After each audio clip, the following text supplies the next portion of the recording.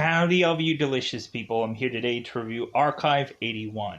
So, this, of course, is the last episode, the last possible season of the show, unless there is a possibility it gets renewed. Very rarely do we have a lot of Netflix shows that are go to the distance, so hence why I would go on and be like, oh yeah, maybe Archive 81 will get another season, and then all of a sudden we find out that it won't, for whatever goofy reason, because that's always a thing.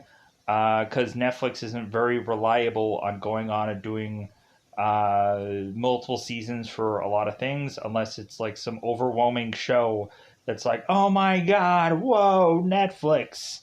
Like possibly The Witcher, which I'm sure is going to do like massive numbers of seasons just because it's basically the only thing that's keeping Netflix alive is really just to be The Witcher, as well as possibly eventually their original movies that they just have to forcibly toss on because heaven forbid they go on and find and get big massive films every single time.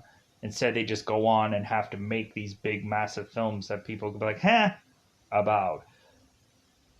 So going on into this thing, I want to thank everybody for being a part of this, because this is the last one I do of this, possibly, until eventually they crank out a season 2. For some odd reason, it seems that people were to go on and love episode 2, and that's it. So that's fine, because at the end of the day, whatever tweaks people's fancy, whatever goes on and just cracks the bat of just view count, I really appreciate it because it really helps this channel regardless.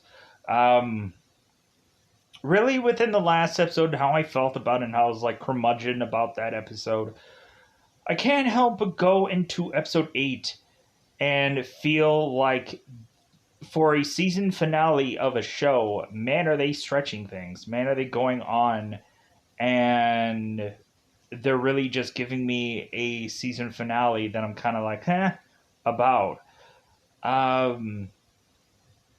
They do some interesting things to help us finally understand about Dan's family, which I really appreciate that, because there's a lot of times where I had to speculate through the show, as well as me still, after this show is over, still not feeling completely understanding of everything, to the point of me just having to speculate, like, what the was that about?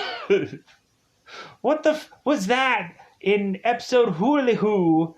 What the was that all about? What is still, like, I still don't understand what the heck the whole mold thing was. What is that still? Did they say in this last episode what that was? I still don't understand this. Is it like the mood slime? Is that what it is from Ghostbusters 2? Is that what the mold is? Why? Why, show? Yeah, so we of course also in this episode are to have my suspicions about a certain character be revealed. Revealed? Have me possibly thinking that this person is to be way more important than this person was to actually be. I'm saying that vaguely and cryptically because eventually I'll talk about it in spoilers. So, secrets are revealed upon a character, which I don't even know why this person gave an F, but it is what it is anyways. This person just really, over the years, just started to give an F. Good for that person. Vaguely, not saying gender or whichever. So we go on in this episode, and they have to still, like, recap in this episode. Not only that, but we have a lot of scenes that are just like, man, are they stretching? Man, are they just getting up and just doing a little bit of, like, you know those goofy exercises in gym where they would just have you do, like, these outstretched hands and you have to circle, like, put your hands in a circle. That's what it feels like this is. A goofy warm-up that makes no sense. Why is this important? Why? But if anything, we had a loose end from this episode because we're like, oh, well, there should be no more tapes, right? We shouldn't have any more reveals that are to be dropping down at the last ditch second, correct?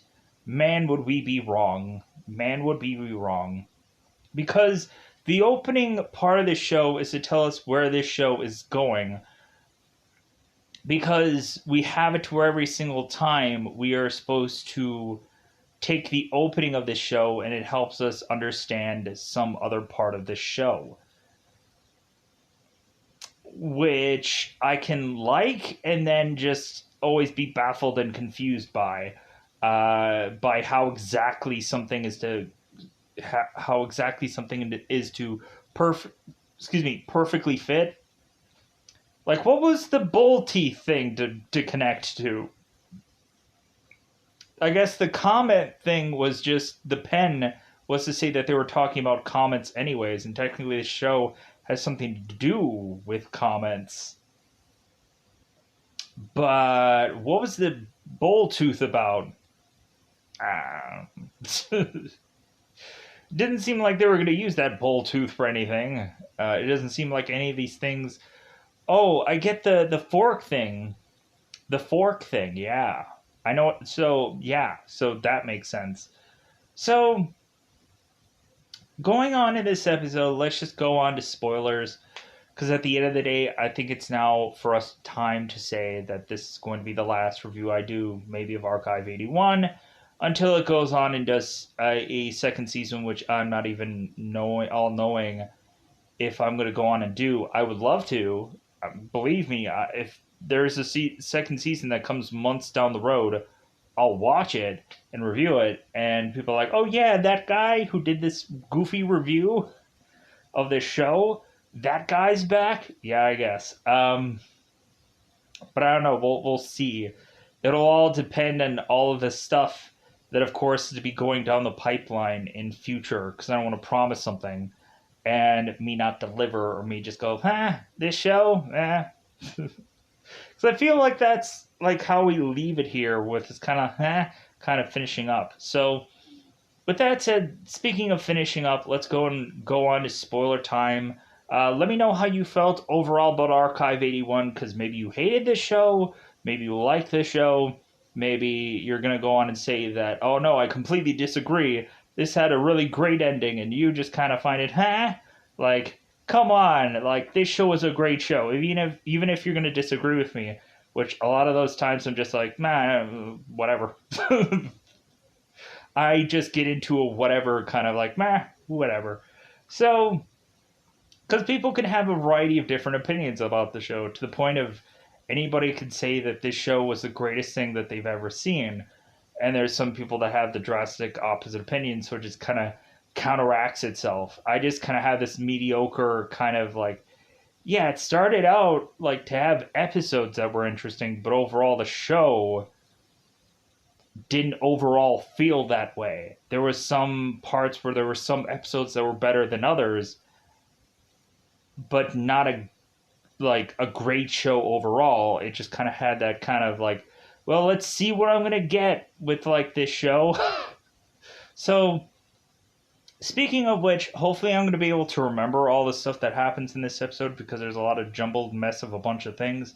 So let's go out of our way to say that it's about that time yet again to go into this double 5 time territory. Let's just go into this thing called spoiler time. Spoiler time, it's about that time again to spoil this episode. So, let me know if there's something that I probably forget via spoilers, because I'm sure there will be something that I will.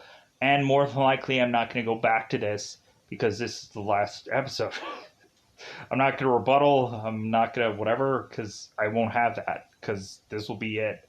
So, with that said, let's go into the beginning of this episode. So, the very beginning of this episode, we of course have Jess going on her camcorder, going and talking to Melody with it.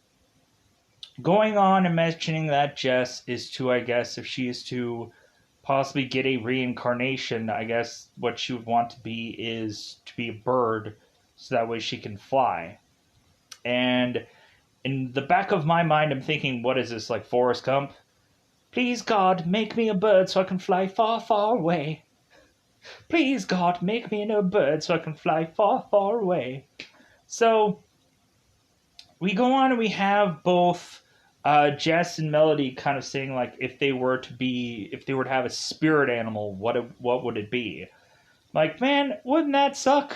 Like, if you're gonna go on and like have to be forced to be reincarnated as just some animal, and all of those animals have to die. Man, if that's my choice, if it's like, hey, you can either be an animal after you die, or you can go on and be like an angel. Like, I'll be an angel. Like, I'll be an angel. I'll happily go and defend the heavens and get some sweet wings. Maybe that'd be better off to just get some sweet wings, you know?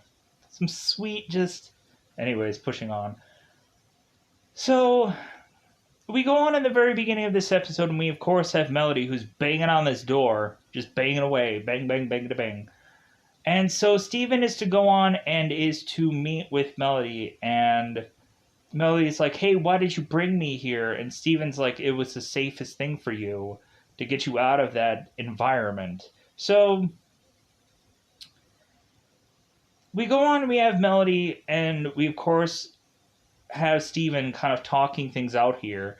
And it still doesn't, we still don't even at the last ditch minute where technically Steven can be a therapist, that he's actually being a therapist in this thing. Steven, man, what are they paying you for?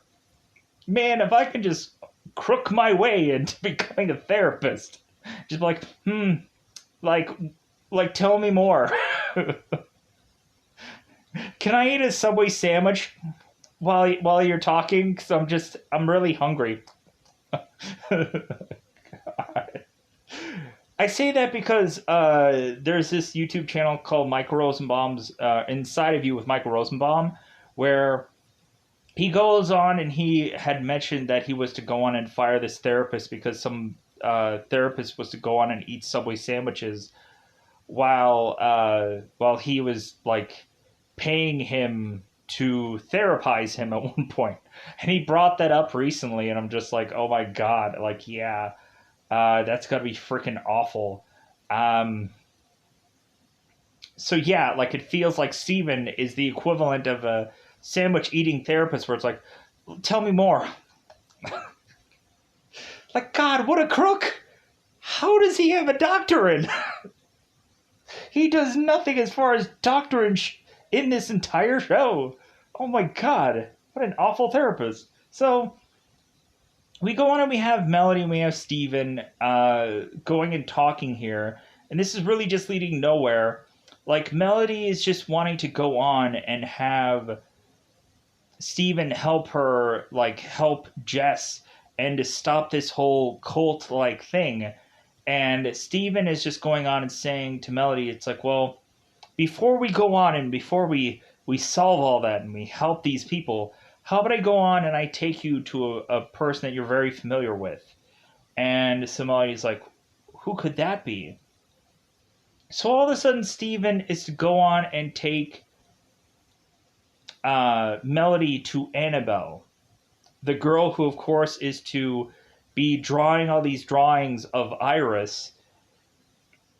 And so now we have it where I'm just kind of curious, like, is Annabelle cuckoo for Cocoa Puffs? Because if this is in some mental hospital, where Annabelle is obviously crazy, why is it that they don't have, like, bars on the windows? Or, like, what kind of mental hospital is this? Plus also, is it Wellsprings? Is it not Wellsprings? I wish I could have known that somehow, but I don't. So maybe it's probably not because the guys in the that I was looking at, their windbreakers that were kind of hollowing Melody away. It didn't seem like it said Wellsprings on the back of it. You can go on and check the other episode to confirm that. But yeah, so I guess that would be episode 6 because episode 7, what exactly does that accomplish? Nothing. Anyways, so we go on. You are just gonna keep pulling at that string, aren't you? You're just gonna keep. Yeah, I can't. I can't stop. Can't stop. Won't stop. So let's keep on going here. So we go on. We have Melody, who now has to basically recap Annabelle here, telling exactly that Annabelle is drawing Iris, and so that Iris is to be in this other world that Melody or that Annabelle just keeps going on and on about. And so now Annabelle, who is drawing this girl all over these walls, because for some odd reason, this place decided to give her a thing for her to continue to draw. Like, hey, just knock yourself out. Just continue to draw, even though it's probably making you crazy. Just come on, just continue to just keep on drawing all over the walls. We're fine about it. This isn't the best mental hospital. If you want to just draw, just go ahead and just lose yourself in some drawing. Just going more and more insane to where you can't figure out and see straight and whatever, because really it's obvious that the whole drawing thing is just making her crazy, but we're just gonna keep having her do it because what else can we have her do? She'll come up with some way to try to just draw these paintings. We can't stop her. So then Annabelle's realizing the recapping that Melody is giving her is like, oh no, Iris is in this other dimensional thing and you're helping me understand that? Well, now I need to draw her, like, I need to blacken her out. Like, she can't come from this other world. It's not right. So she just starts drawing her off and starts blackening it out. And so Melody is just going on and just saying here, it's like, you know what? We just need to get out of here. We need to go on and stop this ceremony from happening again. And we need to go on and try to save either Jess or we need to go on and just save the Visser apartment. Here's the thing, though. It doesn't feel like we ever get to find out what actually happened to the Visser apartment. Because we don't actually find out that the Visser apartment just lit into flames.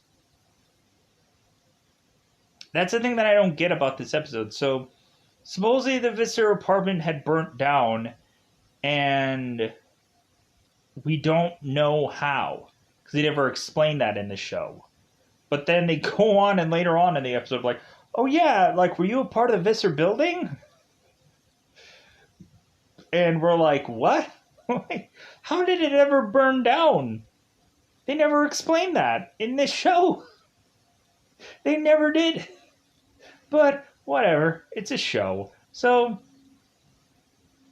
now Melody is to go on to make it back to Jess's room, realizing that, of course, Melody is to realize that Jess is to be this vessel. And so it seems that Melody is trying to make it into this door, and supposedly it's deadlocked. So Melody goes via this fire escape to make it into Jess, and you would have thought if Jess would have wanted to escape, there would have been a way right then and there, but Jess obviously does not want to escape here. So Melody is to go on and put this chair in front of this door, so that way no one can get in while Melody is kind of trying to convince Jess to get the heck out of here. And so, of course, have Melody who's like, yeah, you need to get out of here because your life's in danger. You don't understand this ceremony. You're going to get your throat sliced and you're going to get killed. You're not going to have a whole world inside of you. You're going to have a whole new world once you freaking die, which is called heaven or possibly hell, determining on where she will end up after she is to be killed off. So Jess is convinced about this whole new world thing, this Aladdin ride that she's going to be on sometime soon. And there is just no convincing Jess to leave this area. To all of a sudden, John Smith is to be barging through this door, smashing his way through it, and is to go on and try to get Melody to run off. So we go on, and we of course have it where Melody is to make it back into the ceremonial room and so on and so forth. Because what is to happen here is that Samuel or Alexander Davenport is going to put on another one of these ceremonies. Let's pull back a little because there's other stuff that I can talk about here, and so we'll get to that. So we go on, we have Mark and we have Dan, who is kind of putting up another summary, because there has to just continue to be summaries in this show. Because this is a streamed show, right?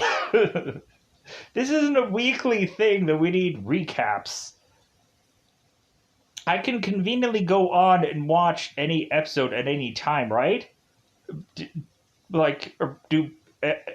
everybody else have that problem? Does everybody else have that conundrum of just I watch these every other day. Like, I'm watching an episode every other day. I can remember stuff from previous episode because it feels like they keep iterating it anyways. I don't get the utter confusion of why we have to be confused here. So, besides some stuff that has to deal with what was going on in one episode that they didn't go and finish up in this last bit. What the fuck? Here's a bird that I can fly. Why didn't you answer every bit of some succulent delish for me in the show? You need to answer everything. Answer it all in one fell swoop of a thing. Whatever, it is what it is. Ugh.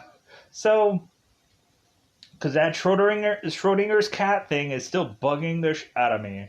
And now there's no answer to that. Great. Just, great. Anyways, so we go on to... Wait. So that could possibly lead me to believe by that one meeting with Mark and that old Melody, would that already tell us where season 2 is already going? I'd like to think so, but who knows also. So, maybe, if Dan is to... So we're going to find a very... Oh, man, I'm I'll get to that. We're going to find a dusty, crusty, older... Wouldn't that be interesting? So anyways, so let's back here. So we go on, we have Dan talking to Mark, and Mark is recapping us on every single ceremony that has ever been done. And there's going to seemingly be another ceremony that Dan is wanting to concoct to try and rescue Melody from out of the Caligo world. Because we go on here, and we of course have it where Mark is to mention to Dan that Annabelle is still alive. She's about 50 some odd years old. So now they're going on and meeting with Annabelle, and it seems that Annabelle is to luckily have some kind of little left thing for, of course, Dan to have, because there is still tapes technically left from these events of 94. Because we, of course, had the mansion that burnt down in 20. We had the 94 Visser building. And now we have whatever current time table this is. And so maybe it's 2027. Let's say it's 2027. It's a couple years from now. So like we have future show weirdly, because we'll have past or woe past, and then future, which will make no sense. So future. So anyways, we go on and we have it uh,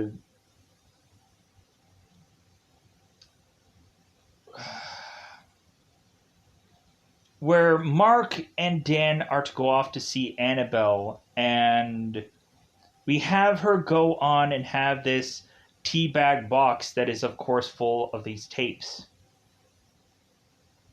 To where Dan is going like, okay, what's going to be on these tapes? Seems a little weird.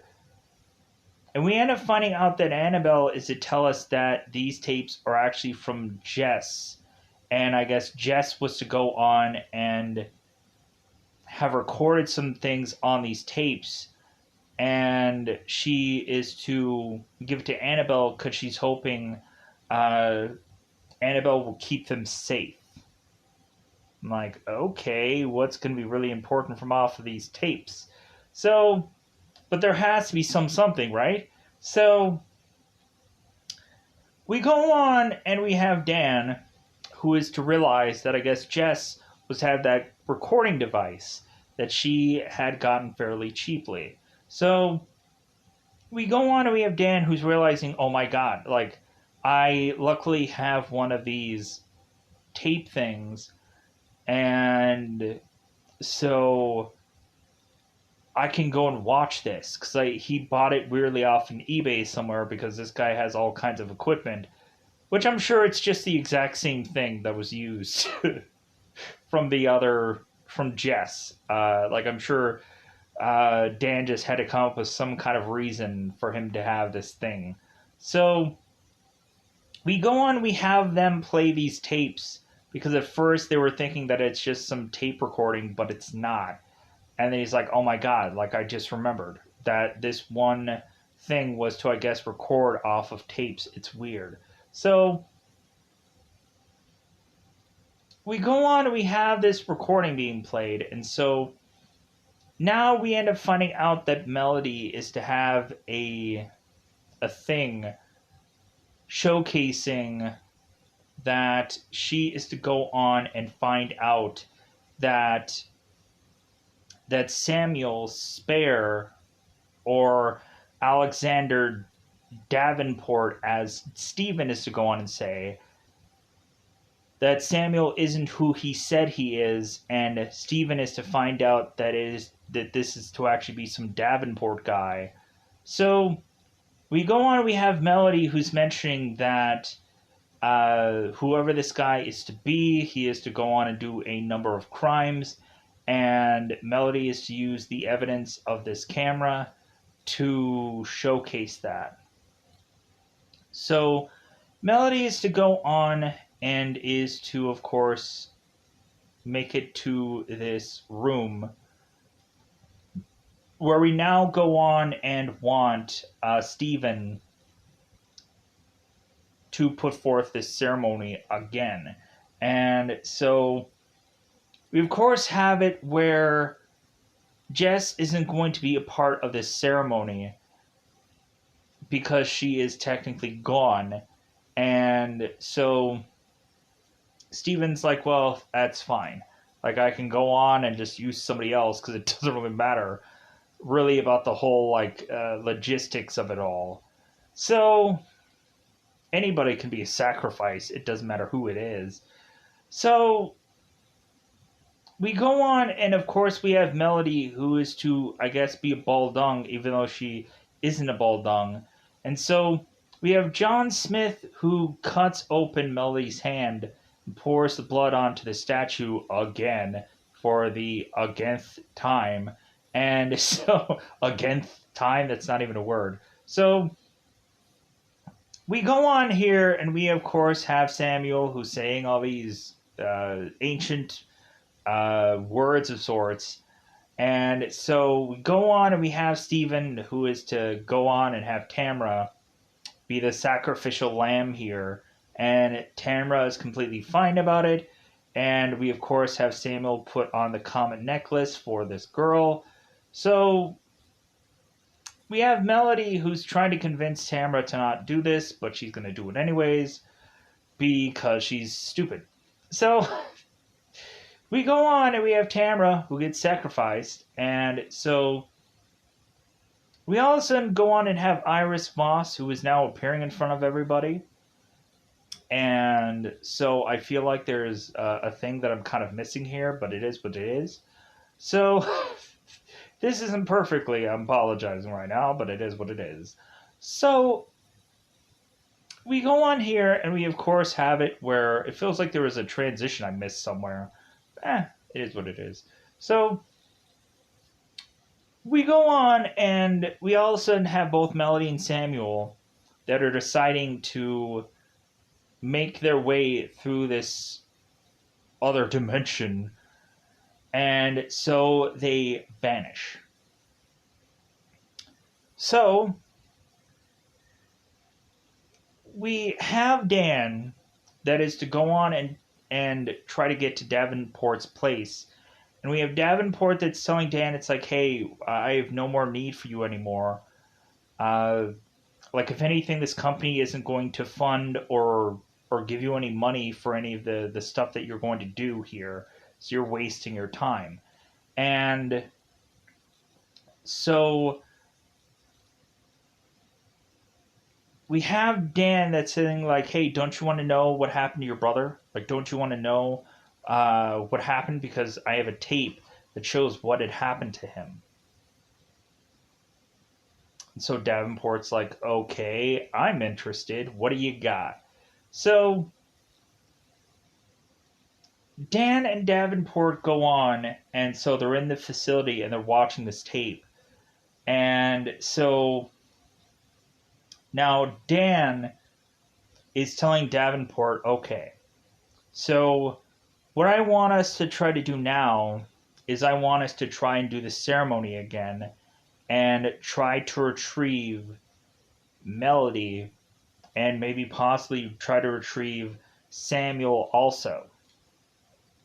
So I'm kind of curious if Samuel somehow does get retrieved here, because that's my one question, my one thought process of like, okay, what happens to Samuel at the end of this? Because it doesn't seem all that concrete. So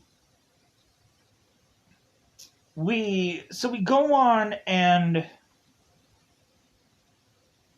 we have it where both Dan and Davenport are kind of wrestling here, because Davenport is going on saying like, no, there's no way to do this ceremony and justify that it's going to go smoothly. If anything, it feels like we're wasting our time, or this feels like a horrible like thing to try and do, because we're just going to sacrifice somebody to go off into some world that we don't know if they can come back. So no. So we go on and we have Dan and Davenport who are rustling, just rustling, just wrestling.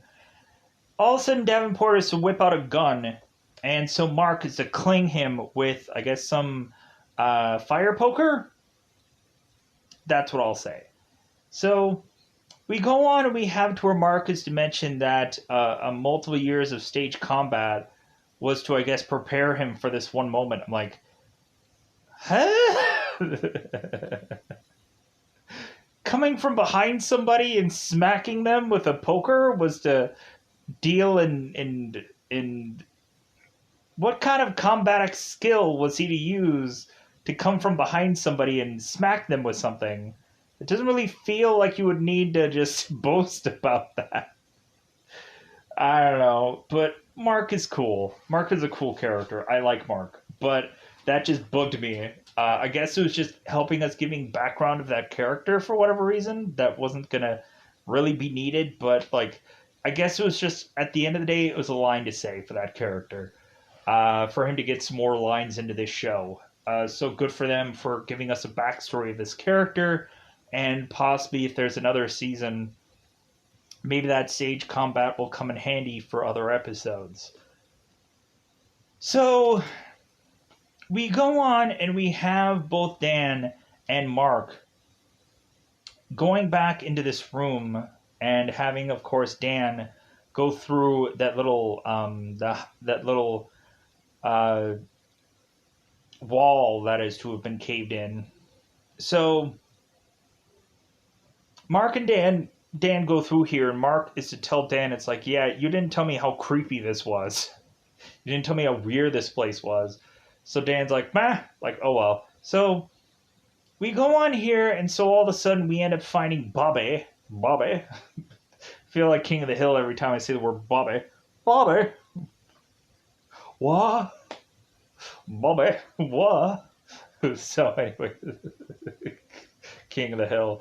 So we have Bobby, who is to showcase to us, and she is to go on and say, like, hey, like, you took out Davenport, and so they're just like, well, yeah, like, we had to go and do the ceremony again.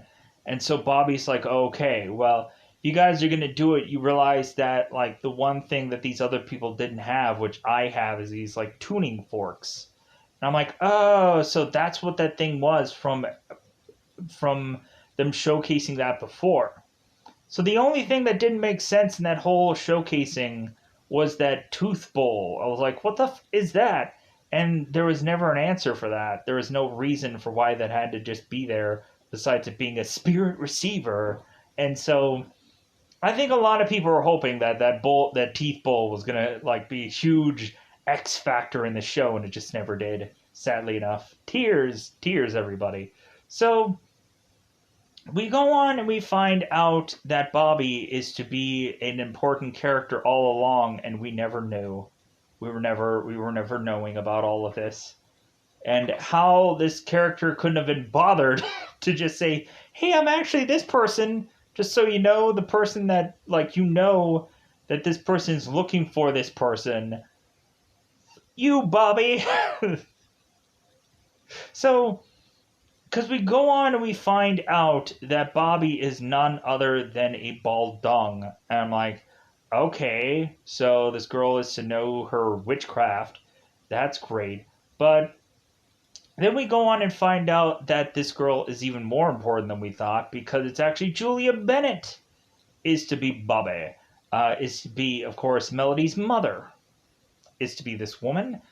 And we're like, wait a minute. She, like, couldn't have been bothered?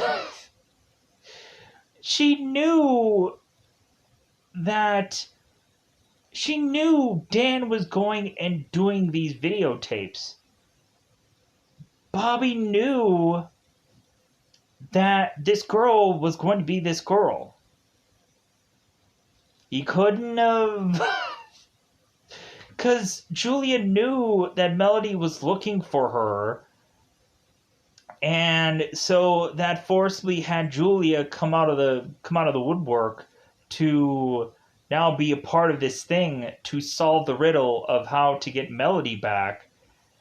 And so why is it that Julia, like, could not have told Dan who she was, especially when knowing good and well that Julia knew where the cameras were and knew that she wouldn't go on, and, well, I guess maybe, like, maybe she didn't want to be questioned? I don't know, but it is what it is with the story. When they want to just reveal things is when they want to reveal things in this mystery. Okay. I'm sorry if that sounded very just like, bleh. Anyways, of course they had to have this big reveal at the end of the show. So Julia is to go on with her tuning fork and saying, like, yeah, this is going to be the key to all of it. Once you kind of hear this thing, like, you should probably come back. Like, as if this is weirdly some, like, time travel show. Man, wouldn't that be cool? A time travel show where you have to get this dinging like thing. But a lot of this episode does feel kind of like Inception, weirdly, for some odd reason. So we have Julia that goes and slices her own hand and slaps her hand on this Caligo statue, and I'm like, wait a minute, nobody's even sacrificed here. I guess there doesn't need to have actually been a sacrifice. Man, did they like so in the 20s and the 40s or in so in the 20s and 94 they didn't need to kill anybody. That was a waste because obviously we can still do the ceremony without killing anybody. Like I was obviously looking at Mark at that point, just like, hey buddy, you want to just slice? Would you mind, Mark? Hey, what about that stage combat? You want to you want to trip and fall in a banana peel here, Mark? It's for the show. It's for the good of the show, Mark. Anyways, so we go on and we have Dan who gets put into the gray and white smoke of things. And so we, of course, having Julia convince Dan before he goes that Dan's gonna go into a thing that he does not want to leave. So I'm like, think of like Star Trek's. I'm sorry, I just butchered that name. Star Trek's Nexus, where we have Whoopi Goldberg and we have Patrick Stewart, who go into that one Star Trek movie where they have the Nexus, and all of a sudden, like Patrick Stewart is seeing all of his family who is to go on and die, and Whoopi Goldberg is convincing Patrick Stewart to be like, hey, like, you're gonna want to be in here. Like, I know it's really tempting, but like, you're gonna have to do what you really want, that you really feel like you need to do. And that's gonna be tough. You're gonna have to give up things. And this also, because it's an easy comparison to anything that I could ever do. I always throw to this anyways. And honestly, at this point, I should just review Justice League at this point, the cartoon, because for every billions of times that I've mentioned this episode, we also have the Superman episode in the Justice League cartoon, where it's the man who has everything, where Superman is to go on and have a birthday, and we have Mongol that puts this thing upon Superman's chest to have him believe that he is back on Krypton and nothing had ever happened with Krypton to destroy Krypton. And so all of a sudden he is to have a wife there, he is to have a son, he's kind of having fun with his dad. And so all of a sudden, the more and more Superman is to start to believe that things aren't really real there, all of a sudden Krypton starts to destroy and is realizing that things are just blowing up, because we have it to where more and more Superman here is starting to disbelieve that any of these things legitimately exist, to the point of him going and telling his son, it's like, I'm sorry, son, but I don't really think you're real. So, but we don't have that really marinating for very long with Dan. Because once Dan makes it into this hole here, we all of a sudden have him go on, and he, of course, is to be at the facility again. It's kind of walking along. So, all of a sudden, we're going to have Dan walk into this one other room that is to take him to another place. It's the Twilight Zone. So, have you ever walked into a room and it led you to another place, another time? That's what we call the Twilight Zone. It's been a while since I've even seen the Twilight Zone, but I remember the movie that I reviewed at some point. So, I like weird stuff. It's cool. I love it. I like science fiction stuff. It's enjoyable. So, we go on and we have Dan, who is sitting next to his sister, which I never ever wanted to bother to know the name of his sister of, because it never seemed like she had enough screen time, and still to this day, I still don't have IMDb on my hand on the side here, so I couldn't be bothered to still know her name. So Dan sitting next to her, and we have it to where all of a sudden this girl is doing this rhythm thing of which that she has done once before. To where all of a sudden Steven is to appear and say like, "Hey, what's that song that you're singing, or song that you're playing?" And so they're like, I don't know. And Steven's like, "Well, I like it. Let's go on and let's eat dinner, family." So we go on and we have Dan who's sitting at the dinner table and he's like, "Well, hey, what about the fire?" Steven's like, "Fire? What fire?" We all of a sudden are to find out that I guess Dan at one point was to have their dog. He was to go on and be outside taking the dog to potty. Younger Dan. So younger Dan is to go on back to this house to find out that Steven's father, his house had burnt down with, I guess, his father, his sister, and his mother inside of it. Because what had happened there was Davenport had confirmed to Dan that the reason for this fire happening is because Steven had some things that he was kind of keeping close to the vest, and people eventually were wanting to come after Steven for it. Because it seems that Steven was more and more coming up with certain things that could lead to have people either want to protect against this this ball dung whatever ceremony, or there were some people that wanted to try to never have it happen ever again. And so there's two different kind of sides of this coin, which we don't know exactly what Davenport's side he was on, really. So it seems we're finding out that really we had Steven, who probably had those melody tapes, or possibly had any number of things that could lead to this getting back to this whole ceremony, because technically it did. And so Steven's family had to die because of it. Because we had Steven, who had done a number of therapy sessions with Jess or with Melody, or it just seemed that Melody was giving Steven a lot of answers, so somebody had to go after Steven and kill him, sadly enough.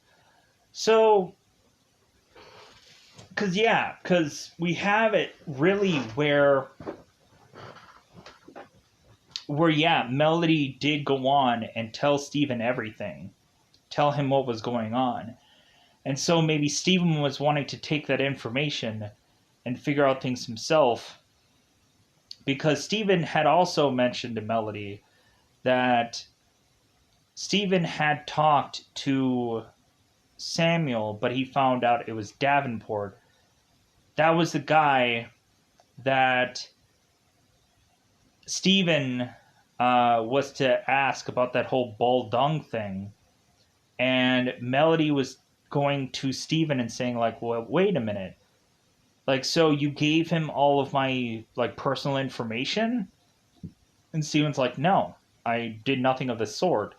And so Melody's like, well, this guy knew everything about me. He knew about my mother. He knew about everything.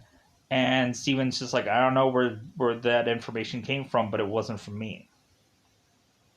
So Melody's just like, okay. So more than likely that information probably did come from Julia herself.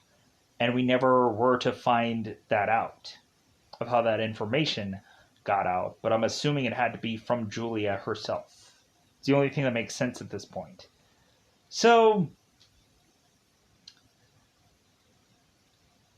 even though supposedly Samuel had mentioned that he had never had Julia ever make it to the Visser, we just have to make a lot of assumptions upon herself, and we have to put things together that may not fit into the perfect box of things, but we just have to make assumptions. So, going on here, we have Dan, who is to go on and have this dinner with his family. And we have Dan talking about this fire. And Steven's like, what are you talking about? What are you mentioning here? Not quite sure about what you're talking about. Convincing Dan that, hey, we can go back to the way it was, and things can just keep on going on the way they were, as if you didn't lose your whole family in this fire. So Dan, realizing that this is all smoke and mirrors, tempting Dan to stay here forever so he can have this life that he has always ever wanted. But Dan doesn't sink into temptation, and he walks off, realizing all this is just imaginary, all fake. And so we easily just continue to have Dan go on and make it through all these other sections of this weird dream world of sorts, this other world. And we eventually have it where Dan is to make it into this spot where he is to meet back up with Melody. I think this is some place of some church. And so Melody is going on and saying that she, of course, is waiting for someone. And Dan, of course, is telling Melody it's like that's all a ruse. That's all not true. Don't believe in this. Come with me. Like I'll give you all the answers. And Melody's like, well, I thought like you were some dream. Like I thought you weren't real. And Dan's like, I thought that too. But like this is all real. Like we're gonna do this. I'm gonna save you. So Melody and Dan go on, and so they're making their way to where we're making it back to the Visser in this still other world where we go back to, of course, Melody's place, where she, of course, is to hear that singing for the first time, and she's kind of wanting to figure out what the heck that singing is. Dan is going on and trying to adjust this TV screen because he's consistently seeing that there is a number of channels that are to all have the facility camera on it, and so Dan is just trying to figure things out. What the heck is going on here?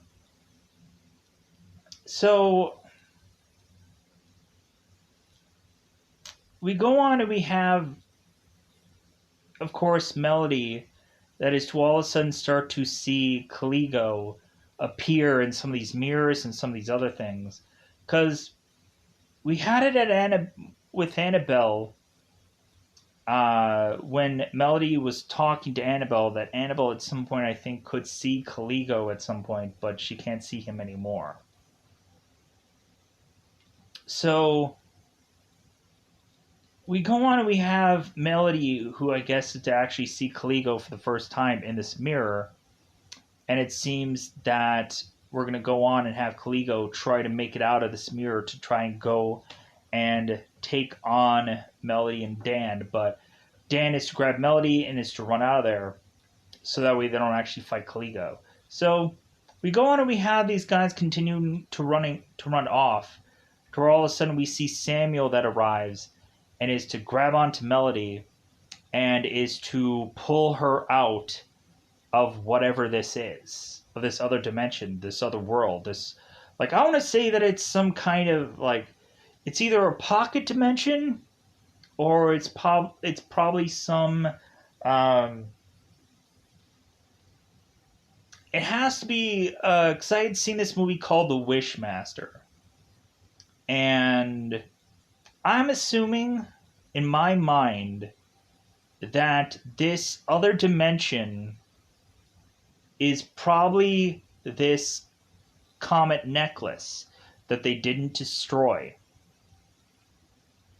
Because when I've seen the movie Wishmaster, where we go on and we have this Wishmaster being that comes from out of this gem, when someone is to either touch the gem, uh, clean the gem, whatever, and then this Wishmaster thing comes out. I think that this show is the exact same thing. Where we're probably going to find out that this comet necklace, is to possibly be maybe this other dimension. Maybe there's a connection to all this that I'm not seeing, and maybe that has to be it. Because maybe once we go and destroy that necklace, because I think everybody is thinking that it has to be something else, but like we never see that necklace. Like we continue to see that necklace being used to kill people, and they have to wear that necklace. So there has to be some significance to that comet necklace. There has to be a justification for why people continue to die wearing that comet necklace. It's the only thing that makes sense. And it has to be some like Infinity Stone like thing, where all of a sudden we had supposedly Gamora and Thanos in this Infinity Stone. So that would be one way to write season 2, is for us to find that necklace again, that comet necklace. I'm like, ooh, like this is to have been the dimension thing all along, and they had to break that comet necklace to unleash everybody out again, or have it also be that maybe they have to actually fight Caligo once they also break that thing also, because when everybody else spills out, maybe the ferryman spills out also. And maybe there'll have to be a weird, goofy fight out between Caligo and these people. And wouldn't that be a cool way to finish off a season 2? If they're going to build up to that, possibly. So, but really what ends up happening is Melody is to be met by Julia. And now we end up having, of course, the happy ending that we were going to like have here, where mother re-meets up with daughter, and like, isn't that nice? But we of course have Mark, who's asking Melody like, hey, where is Dan? Where is Dan? And there isn't any Samuel either. Where is Samuel is my question that I would like to ask. We're going to find out in season 2 that Samuel is still alive, but he's somewhere else. That would be interesting to play with. So the last thing that we end up seeing here is that Dan is to not actually, I guess, supposedly still be in this dimensional thing. We end up finding out that I guess supposedly he's back in 1994. Because we have this like Captain America from the first Avengers scene, where all of a sudden Dan is waking up in this hospital, and this nurse is going on and telling him like, hey, like, you were from the Visa, right? Like from that building that burnt down, right? Like, isn't that interesting? So like, who are you, buddy? And so we have Dan who's saying like, what year is this? And yeah, this nurse is going on and saying like, well, I think I should go on and I should try and like get this doctor. And Dan's like, no, what year is it? Tell me the year. This is like, God, what is it? Michael Biehn or whatever from the first Terminator movie, where he's like, what year is it? Tell me what year. I don't care what day of the week it is or what month it is or whatever. What year? Tell me, police officer. Tell me. So, man, I'm taking far too long with this, but I'm going to wrap this up soon, so I can this will be the last one, and so it can be however long it is, really, in all honesty. So we go on and we have Dan that is going on, and luckily he has a TV in his room that is to showcase MTV, and it's showing Kurt Loder. I'm like, man, that was such a long time ago, because I know, because I was during '94 is my jam, or '90s is my jam. So I knew easily. I'm like, oh, okay, so like that's like we're in the '90s here still, and simply because also the tube TV, but still. Um, so we go on and we have Kurt Loder, who is doing some news thing talking about the lead singer of Nirvana being dead. And I remember when I was in school and like people were talking about that, like man, isn't that crazy that that guy gave up his life? I'm like, I don't even really know who Nirvana it really is. Like somebody had to reconfirm to me who Nirvana was because I'm like, I don't know who Nirvana is. Like, Kurt Cobain, I don't know who that is either. I'm sorry. I think around the time where they were talking about that, I didn't know who band members were. Um, but yeah, like every once in a while we would go on and there would be like the anniversary of Kurt Cobain, like going and doing what he had done, taking his own life, sadly. And so yeah, like every once in a while people would bring it up, and I'd always think of that one Family Guy episode where supposedly like Peter is dead, and all of a sudden we have a number of people who are all supposedly dead also, and all of a sudden Superman all of a sudden is to be in heaven, and Brian's like, Superman, how did you get here? And then like that was a goofy story all by itself. But anyways, so Dan is to supposedly be in '94 somehow because I guess time and space, like it's all like it's all irrelevant. So like we have it to where I think Dan can't really change much, like because we still have like Back to the Future's rules. Like I don't think he can go back and change like big massive events. Like I don't think he can go on and like change COVID or change any number of things that happened during the decades because he can't do that. But I think we're gonna go on and we're gonna find out that Dan is probably going to send messages from the in this next season. But here's what I'm thinking: wouldn't Dan still be alive by this future time? Wouldn't he be like an older version of Dan if he's not still in this pocket dimension? That doesn't really make sense to me. Like, so if Dan is back in the past, why isn't it an older variation of him still here? Wouldn't it have been really cool if we had an older version of Melody in this show? Why didn't we have at some point have Mark going and talking to an older version of Dan where that thing didn't make sense to us either? And Mark would just kind of shove it off as like get away from me, you old crazy man. And then we'd find out that that's the older version of Dan, and we were like, oh my god, Dan is still alive. But if they would have just had that weird, bizarre scene that made no sense in the show somewhere to make us re look back at that, to just like, oh my god, yeah, that was Dan, and we didn't even know it, we didn't even realize it. So with that said, I think I'm going to realize that I'm going to get the heck out of here. Bye, everybody. Bye, everybody. Let me know in the comments below how you felt about this show. I'm sorry about this being a very long episode. It's the last one. I'm not doing another one of these. So when we're looking at it, the timetable can be the timetable. Because I'm going to get out of here. Goodbye, everybody. Bye, everybody. But let me know your thoughts about this show. You can go on and say that like there's a bunch of irrational stuff that doesn't make sense here, and I can understand that. You can go on and do any number of things because this kind of feels very much like a Back to the Future kind of episode. But I'm going to get out of here. Bye, everybody. Bye, everybody.